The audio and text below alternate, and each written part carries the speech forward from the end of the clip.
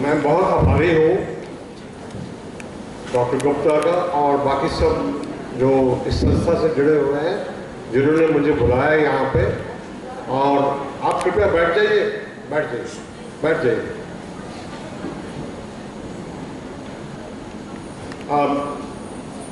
जरा मेरे को टाइम की बहुत कमी है, इस वक्त मुझे जाना है और टेलीविज़न का प्रोग्राम है, तो इसलिए मैं संक्षिप्त में आपको दो चार बातें कहना चाहता हूँ, खासकर युवा जो है हमारे देश के। सबसे पहले हमारे 5 जवान कल शहीद हुए हैं, आपको सबको पता है। हाँ, उनको मैं नमन कर रहा हूँ और उनके परिवारों को अपनी सद्भावना भेज रहा हूँ आपके माध्यम से। तो ये बहुत एक मुश्किल काम हो गया है, रोज़ाना का हमारे जो वीर हो रहे हैं शहीद, उनके बारे में सोचना। आप लोग समझते हो कि देशभक्ति जो है व्हाट्सएप पे या ट्विटर पे लाइक और बटन दबा के हो गई खत्म, नहीं, ये बहुत बड़ी चीज़ है और इसका जो है आपके दिल से वो होना चाहिए। इस युद्ध में अभी जो ये वर्ष चल रहा है हमारे लिए बहुत ज़रूरी है, क्योंकि इस वर्ष में हम 75वीं अपनी स्वतंत्रता मना रहे हैं और 50वीं स्वर्ण जो है दिवस 1971 की लड़ाई का मना रहे हैं। आपको पता है भारतीय सेना ने एक सुनहरा पृष्ठ जोड़ा था 1971 में। आज तक दुनिया में ऐसी कोई देश नहीं है सिवाय भारत में जिसने अपनी सैनिक ताकत के बल पर एक नया देश खड़ा किया हो। कोई ऐसा देश नहीं है। तो इसलिए उस तरह के सेना, उस तरह के सैनिकों का हमेशा मान सम्मान करना आप सबकी जरूरी है, आप सबके लिए बहुत जरूरी है। मैं काफी बातें करना चाहता था, लेकिन थोड़ी सी समय की पाबंदी हो गई।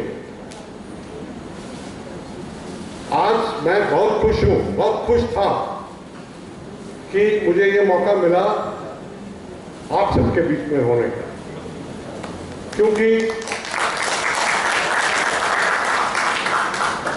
आप लोग भारत का भविष्य है। जो भारत आज से आगे बनेगा वो आपके हाथों पर निर्भर है। आप क्या करते हैं और किस तरह से करते हैं उस पर निर्भर है। तो इसलिए मुझे आपके बीच में आके आपको कोई बातें बताने के से ज़्यादा अच्छा और कोई नहीं प्रोग्राम है। तो आज मैं आपके बीच में आया हूँ, आपको बताना चाहता हूँ, सबके पास मोबाइल है ना? तो मोबाइल के ऊपर आप कैप्टन विजय थापर लास्ट लेटर, उनका जो आखिरी लेटर था जो मरणोपरांत हमको प्राप्त हुआ, वो खोल लीजिए। अभी गूगल पे एकदम आ जाएगा। कहना चाहता हूं कि ये जो दूसरा हमारा बड़ा सुनहरा पृष्ठ है हमारे इतिहास का, वो युवा अफसरों ने, युवा जवानों ने एक हारी हुई जंग को विजय में बदल दिया। कारगिल की लड़ाई में उनके अंदर ऐसी तमन्ना थी, आग थी देश के लिए कि उन्होंने इसको एक हारी हुई लड़ाई को दोबारा हमारे देश की जीत में बदल दिया, वरना बहुत मुश्किल था। तो इस तरह की जो है आपके अंदर से भावना होनी चाहिए और मैं आपको यही लेटर के बारे में बता दूंगा और उससे आपकी सबकी खुद ब खुद प्रेरणा का स्रोत हो जाएगा। कोई ज़्यादा बोलने की जरूरत नहीं। एक मात्र 22 वर्ष का नौजवान, आज मेरी पहचान है, जैसे प्रिंसिपल साहब ने बोला, मेरी पहचान कर्नल वीएन ठाकुर नहीं है। फौज ने मुझे 37 साल की जो सर्विस के बाद पहचान दी थी कर्नल वीएन थापर, वो मेरी पहचान नहीं है। मेरी पहचान है कैप्टन थापर का फादर।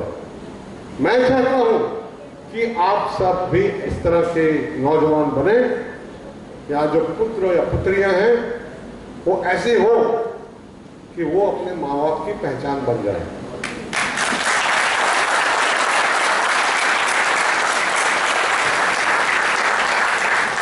दूसरी बात यह है कि मैं समझता हूं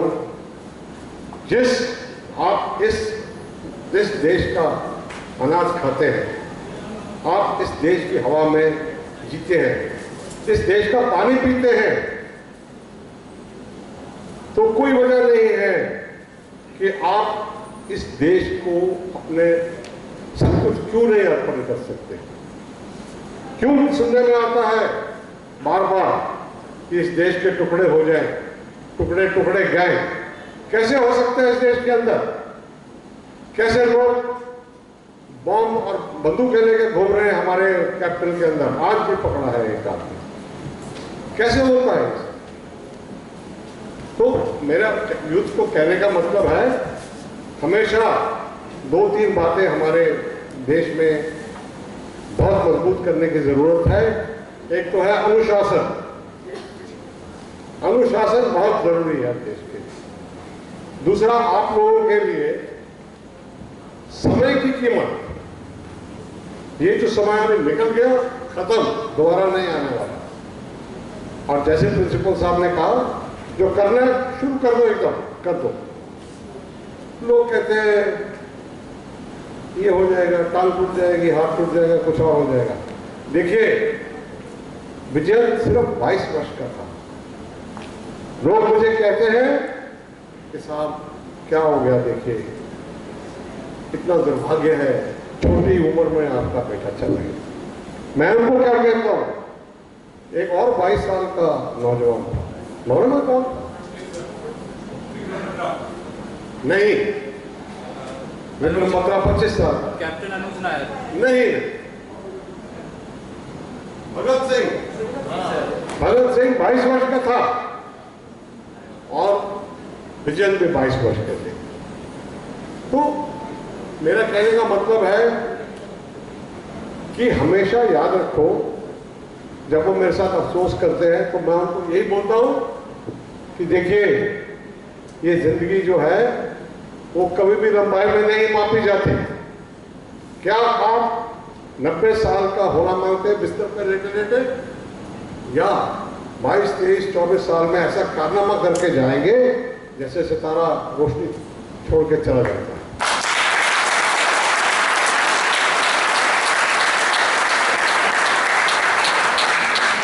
चलिए, वैसे मेरे को बोलना तो काफी था, लेकिन संक्षिप्त में अभी मैं आपको उनकी आखिरी चिट्ठी पढ़कर सुना रहा हूं। सबने खोल ली चिट्ठी? अच्छा, देखिए, ये चिट्ठी विजयंत ने अपनी जो भयंकर लड़ाई में जाने से पहले लिखी थी, कोई एक दिन पहले या पता नहीं कब लिखी थी, लेकिन उनके दोस्त थे, मित्र, कैप्टन विजय था, कैप्टन तोमर, प्रवीण तोमर, उनको दे दी कि अगर मैं नहीं आया जीवित तो ये मेरे माता पिता को दे देंगे। तो उस चिट्ठी में उन्होंने क्या लिखा है, कितना उनका देश प्रेम था और कितना क्या उनके मूल्य थे। क्योंकि मैं देखता हूं कि हमारे जो वैल्यूज है, वैल्यू सिस्टम है ना हमारे देश का, उसको दीमक लग रहा है, वो खाए जा रहे हैं, और बिना वैल्यू सिस्टम के हम कभी भी प्रोग्रेस नहीं कर सकते। यहाँ पे मैं इससे पहले कि भूल जाऊं, मैंने आपको जिक्र किया, हमारे देश को इन बहादुरों की बहुत जरूरत है, जिन्होंने वीरता दिखाई है, जिन्होंने अपने प्राण देश के लिए गंवाए हैं, उनकी बहुत जरूरत है। वो हमारे देश को बनाने के लिए सीमेंट और लोहे का काम करते हैं। मैं आप सबको वार्निंग दे रहा हूं, वो देश जो अपने वीरों की भूल जाता है या उनके बारे में याद नहीं रखता, वो देश का पतन निश्चित है। तो इसलिए आप लोग अपने जो शूरवीर हैं, जिन्होंने अपने देश के लिए सब कुछ कुर्बान कर दिया, उन्हें याद रखें, कभी न कभी याद रखें। कारगिल विजय दिवस आता है तो कारगिल वालों को याद कर लिए। वैसे भी आप याद कर सकते हैं, आपके कॉलेज में युद्ध हो रहा है, युद्ध का फंक्शन हो रहा है, कोई ऐसा नाटक या कोई गाना बनाए जो आप देंगे आज, नहीं बनाए? बहुत अच्छा, बहुत अच्छा, मैं बहुत खुश हूँ। तो चलिए मैं आपके अंदर आपको सिर्फ ये चिट्ठी पढ़ के सुनाता हूँ। अगर ये चिट्ठी उन्होंने लिखी और उसमें ये लिखा है कि डियर पापा, मामा, बर्डी उनका छोटा भाई, एंड ग्रैनी दादी, जब तक मेरी चिट्ठी आपको मिलेगी तो मैं अप्सराओं के बीच में आनंद से आपको देख रहा हूँ। अब ये देखिए कितना बहादुर आदमी ही ऐसी बात लिख सकता है, ताकि उसके माँ बाप को ये ना लगे कि वो हमने हमारा बच्चा चला गया। वो ये बताना चाहते कि मैं यहाँ से भी अच्छी जगह पर चला। लेकिन दूसरा पॉइंट जो है उनका, वो है आप लोगों के लिए। ध्यान से सुनिए, उन्होंने क्या बोला कि मुझे कोई गम नहीं है, दुख नहीं है मेरे को कि मेरे प्राण जा रहे हैं, क्योंकि जहां पे वो अटैक करने जा रहे थे वो इतनी भयानक जगह थी, इतनी खराब जगह थी कि लगभग निश्चित था कि वो बच के नहीं आएंगे। ठीक है, तो उन्होंने कहा कि शायद नहीं आऊंगा वापस। उन्होंने कहा था कि अगर मैं आ गया तो मैं चिट्ठी वाले फाड़ दूंगा, लेकिन मैं नहीं आया तो मेरी चिट्ठी जरूर दे देना। उन्होंने कहा मुझे कोई दुख नहीं है कि मेरी जान चली गई, बल्कि ईश्वर ने अगर मुझे दोबारा इंसान बनाया तो भी मैं भारतीय फौज को ज्वाइन करूंगा, दुश्मन के साथ लड़ूंगा।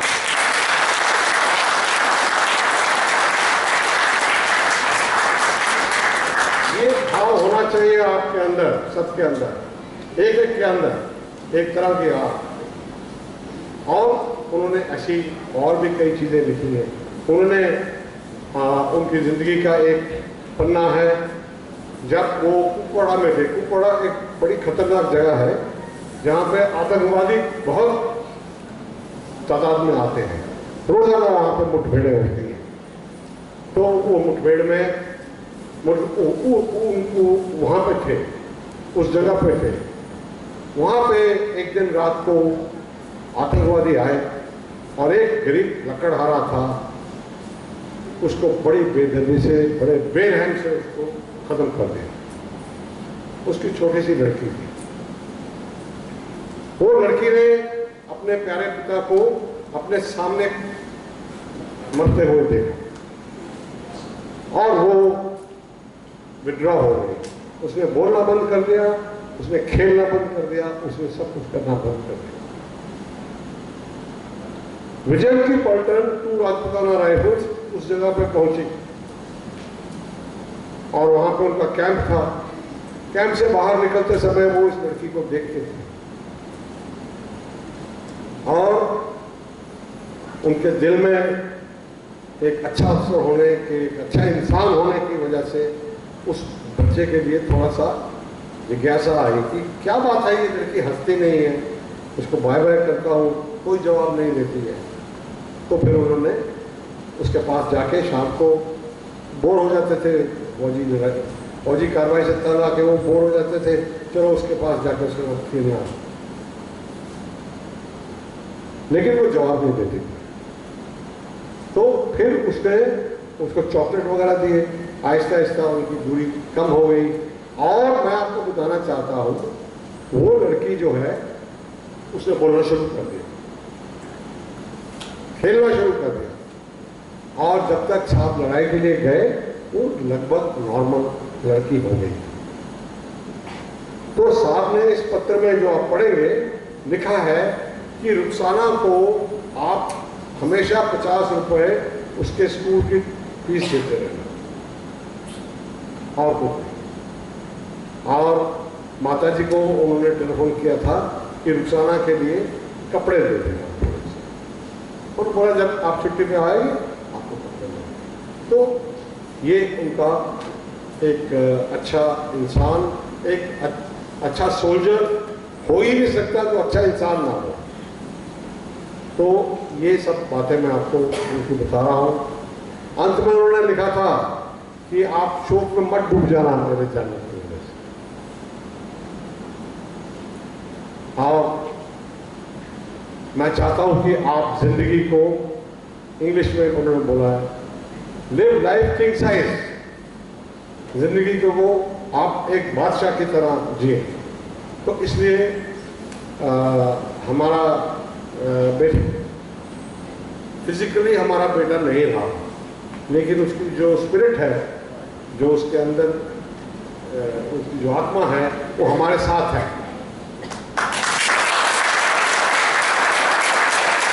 और उसी आत्मा को लेके मैं हर जगह पे जाता हूं जहां मुझे बुलाया जाता है, ताकि युवाओं को प्रेरित किया जाए। ऐसे नहीं चलेगा काम कि पाकिस्तानी आ गए, 4 आदमी मार के चले गए, वो आ गए। ये तो सेना वो है, सेना, ये तो देश वो देश है जिसने पहली बार इतिहास में दूसरे विश्व युद्ध के बाद एक नया देश बना दिया। ये वो सेना है जिसने कारगिल में ऐसी जीत हासिल की है जो बहुत मुश्किल है उसका उदाहरण देना। अमेरिकन आए थे देखने के लिए, उन्होंने बोला झूठ बोल रहे हैं, ऐसा हो ही नहीं सकता। ये ऊपर गए और वहां से उनको मार भगाया पाकिस्तान में। अमेरिकन स्पेशलिस्ट आए थे, वो नहीं माने।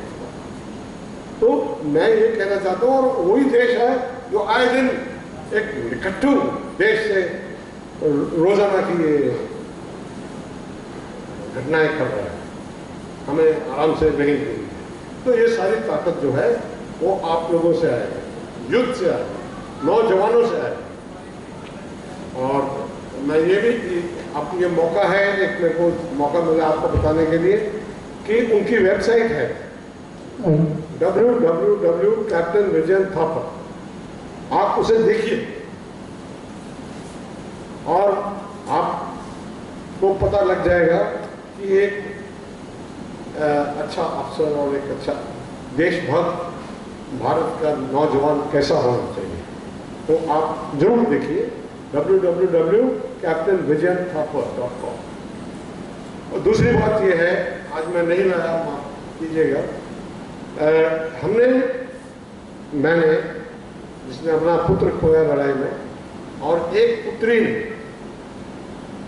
जिसने अपना पिता खोया लड़ाई, हमने मिलकर एक किताब लिखी है। बहुत अच्छी किताब है, आप सब उसको एंजॉय करेंगे। Vision at Kargil, vision at Kargil. और जैसे कि अभी कोई बोल रहे थे यहाँ पर कि वो हिंदी का अलग अलग मुश्किल हो जाती है, तो इंग्लिश से उसका अनुवाद करना हिंदी में मेरे लिए बहुत ही मुश्किल था, क्योंकि मेरी हिंदी इतनी अच्छी नहीं है। लेकिन फिर भी लिखी मैंने। और फिर एक प्रोफेसर है Mrs Bhanot, DAV college for women Chandigarh, उन्होंने फिर उसको ठीक तरह से लिख दिया। अभी अवेलेबल है, आप बल्कि आप सबको लेनी चाहिए ये किताब, छोटी पढ़िए, अमेजोन पर आ जाएगी, आज देंगे कल को आ जाएगी। दोनों इंग्लिश की किताब तो बहुत 4-5 बार तो वो रिप्रिंट हो चुकी है। सब तो मतलब देश में इतना लोग उसको नहीं करते। तो मेरा यहाँ पे आना और मेरा आपको बोलना, सब बातचीत करने का यही था कि आपको बताया जाए कि देश आपके सहारे है, देश आपके सहारे है। जो भी आने वाले समय में भारत होगा वो आपके ऊपर निर्भर है। और दूसरे को गालियां मत दें, दूसरे गालियां मारे। अब आपने क्या जवाब देना अपने आप को कि मैंने अपनी जिंदगी में क्या किया। मुझे आपने भारत दिया था, मैं तो अभी चला जाऊंगा, मैं आपको भारत नहीं लेके जा रहा हूं। 2 लड़ाइयां जीत के, 3 लड़ाइयां जीत के भारत लेके जा रहा हूं। जब आप बड़े होंगे और आपके बच्चे होंगे, उनको आपको बताना पड़ेगा कि मैंने देश के लिए ये किया। क्या आप में से किसी ने एक पेड़ नहीं लगाया? बारिश के मौसम खत्म हो गई, सब क्लाइमेट चेंज करते हैं, सब भारत ये आपने एक पेड़ लगाया किसी ने? अगर पूछा जाए क्यों नहीं, तो आप जवाब नहीं दे सकेंगे। अगर आप पुराने, जैसे मैंने दिल्ली को देखा बहुत साल पहले, वो देखते तो आप आज की दिल्ली को नहीं अच्छा कह सकते। हर आदमी अभी नहीं, अभी फिर कहाँ से सांस लेंगे? तो मेरा कहने का मतलब है, आपके सबकी जिम्मेवारी है, आप अपना हाथ पीछे मत करिए। आपकी ताकत पर जो भी आने वाले समय में भारत का रूप होगा, तो आप जो करेंगे उससे होगा। आप उधर पूछेंगे, मेरा पेट्रोल पंप है नोएडा में, वहाँ पर मैं खड़ा हो जाता हूँ और जिसके मुंह में मैं गुटखा देखता हूँ उसको बोलता हूँ आप कृपया बाहर चले जाइए, क्योंकि आप गुटखा खा रहे हैं, यहीं थूकोगे और मेरे जवानों को उसको साफ करना पड़ेगा। ये सबका मानसिकता में होना चाहिए। समय की पाबंदी, डिसिप्लिन, अनुशासन। आप गाड़ी लेके चले जाइए यहाँ से नोएडा जाकर, देखिए क्या रास्ते में हालत होती है। तो ये अनुशासनहीनता जो है वो हमारे लिए एक बड़ी। एक छोटा सा उदाहरण देता हूँ। जापान के अंदर अगर एक गाड़ी 2 सेकंड लेट हो जाएगी तो 10 एक्सीडेंट होंगे। आप वहां पे लोग गूगल से अपना टाइम नहीं मिलाते, वो घड़ी का टाइम ट्रेन से मनाते हैं। 4:10 वाली है, आ गई 4:10। ये है अनुशासन। तभी तो वो देश जो था परमाणु अटैक के बाद मलिया मेट हो गया था, लेकिन वो देश आज दुनिया का सबसे प्रगतिशील देश है, छोटा सा देश। तो ये सब आपके ऊपर निर्भर है। मैं आया तो था कि काफ़ी टाइम लगाऊंगा, लेकिन मेरे पास अब टाइम नहीं है। 4 बजे मुझे टेलीविज़न पे जाना है। तो बहुत धन्यवाद जी।